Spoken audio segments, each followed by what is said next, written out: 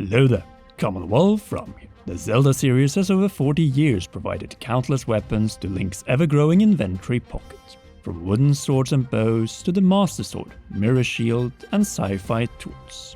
And throughout this time, Nintendo has always reinvented old and introduced new weapons with each new installment and generation. Though after the open-air revolution expanded the hero's arsenal significantly, is it time to maybe scale it down?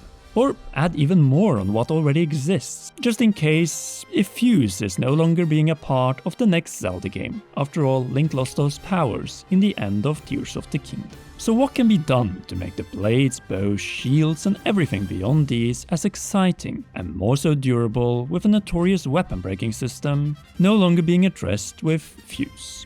Simple, change how weapons work again, while also threading new paths. And one of the most vulnerable weapons in Breath of the Wild were the ancient Sheikah weaponry. Which begs the question, will Nintendo go for ancient weapons again, or will we finally be in a more advanced civilization in the present? So a reality where they're just regular weapons and not just relics and revived blueprints of the past. It is a question worth asking, as mechanical items have been a staple in Zelda since Skyward Sword introduced the drone-like beetle. Moreover, it was the positive reception of this one, and the tech puzzles it was used for, that led the Zelda team to design the ancient weaponry for Breath of the Wild. So, the ancient Sheikah, and then they doubled down with the distant past Zone weaponry in Tears of the Kingdom. In other words, technology. Could the next game fully pull Zelda into the present, or remain the link between past and present as it was on the original Nintendo Switch? If the Kingdom of Hyrule, or at least its capital, or whatever main faction we deal with are technological, could it be time for Link to wield a proper powerful beam gun, like, say, the Guardians, not just an ancient arrow? After all, we already had the beam emitter when it came to Zonai devices that could be ultra-handed to land-based or flying vehicles. It isn't a large step to make, but one that could challenge the core of the Zelda franchise, namely the sword being mightier than the gun/firearm. And with the Master Sword being the Alpha and the Omega, both of the timeline and the heroes, introducing guns could actually kill the identity. Unless it is balanced through the weapon durability system, one that probably needs to remain if Zelda is not to become a third-person shooter in the event of the introduction of ammunition, or at least inventory beam guns, as suggested by a number of fan concept artists like Automatic Giraffe, Fuxi-chan, and Lea Lania.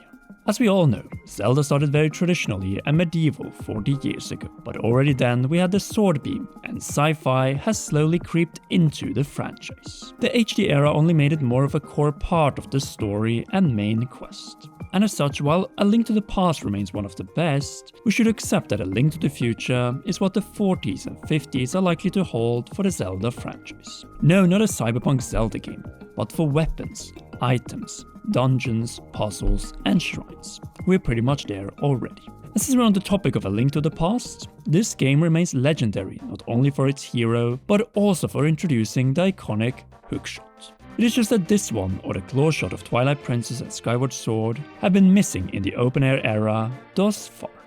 We, Zeltic and many others suggested it to return for Tears of the Kingdom, but just like with a long list of past Zelda enemies, this staple of the franchise is also facing an uncertain future, since is it even needed within the open air? If we're just traversing terrain, maybe not, but if we want a faster way to scale tall trees or buildings, absolutely. And this is the thing, the hookshot could be used to make open world map traversal even more fun. This goes in particular if the next Zelda has one or more dense urban locations with tall buildings. In both Breath of the Wild and Tears of the Kingdom, this wasn't really the case. But this game needs to stand out from those, and this is one way to do so apart from a new map. In other words, there's a possibility to redefine the hookshot from an item of hitting specific targets to one of great mobility but also distant attacks. In a city, it could work like the omnidirectional mobility gear from Attack on Titan for some high-paced urban action and also non-urban action, and perhaps even equip it with projectiles such as launchable blades or ammunition if Zelda goes that route. Weaponizing the hookshot to take down enemies, but also taking a page from Assassin's Creed in urban locations and Halo Infinite in the wild. Naturally, limitations need to be put in place, but if it can make combat and traversal in different locations even more exciting, then it should absolutely return. With that said, it still needs to be redefined. or if you prefer, reinvented for the open-air concept. Same goes for the musical instruments, as Link for the first time in 3D Zelda didn't use one in the Nintendo Switch games. Let's remember, these have been wielded since Ocarina of Time in 1998, and in this celebratory official art, the hero of the wild played Ka's accordion, something he never did in-game. But the thing is, playing music as the hero really adds to the experience, not only through extra charm, but also interaction with the characters surrounding us. The removal of this type of gameplay killed a part of Zelda's soul, and turned Link into an outsider compared to the instrument-wielding NPCs as seen in Breath and Tears. Playing the instrument includes Link to a greater degree, and is a form of expression from him as long as he continues to refuse to speak, since up to this point he has remained a mute. And if he is to continue so, then instruments could be used to expressing himself, but also for changing the world, such as the weather, winds, time of day, and even the speed of it. So the possibilities in the open air are numerous, especially with rainy weather complicating climbing. An evolved hookshot could help us with that, but actually being able to stop the rain in the next open air map with a song could be even better. At the same time, it also begs the question, could a musical instrument be weaponized? What do you mean? Well, using music to defeat enemies by shooting beams out of them, or maybe even slamming them into enemies. And it doesn't have to be the same instruments as we have had in the past, so the iconic ocarina, conductor baton, howling, and harp.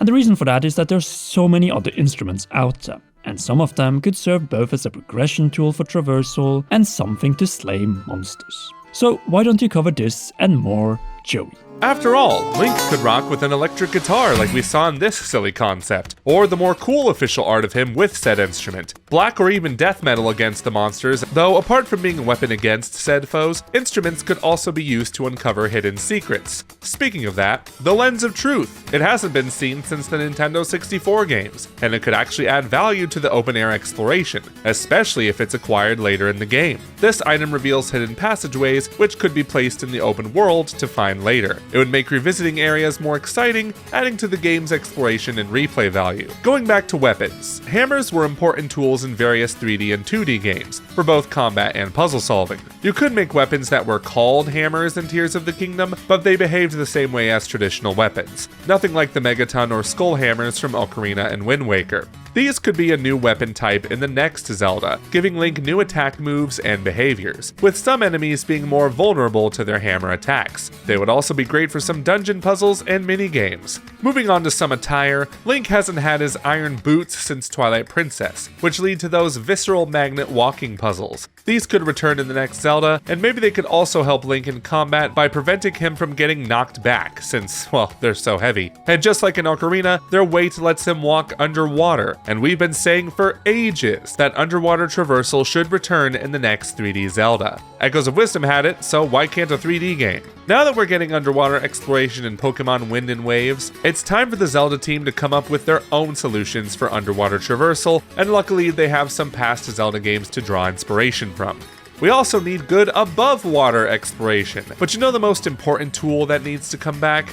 The fishing rod. How are you going to give us all these fish and nothing cool to catch them with? And no, I don't want to spearfish. I want to relax by the river, enjoying the scenery while waiting for something to take the bait. And if I'm lucky, I might just catch the final boss of the game. Quick, he's distracted, get him! Seriously though, when it comes to items in Zelda games, the Zelda team always comes up with something no one would have thought of. Their creativity is what makes Zelda games so special, and it's even better when we don't know what items we'll have before the end of the game. Nintendo kept a lot of things a secret about Breath and Tears before they released, and we hope they do the same for the items in the next Zelda game.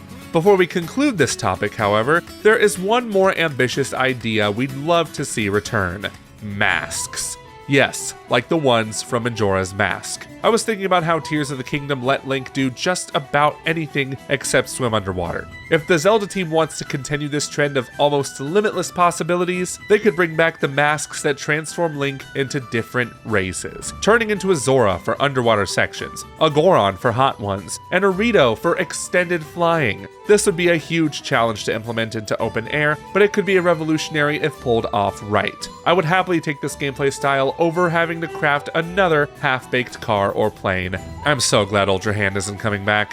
Ultimately, the focus for the next Zelda will be on the new features, but it's also nice when the developers remember their history and give us old-time fans some callbacks, big and small, and returning items are a great way to do that.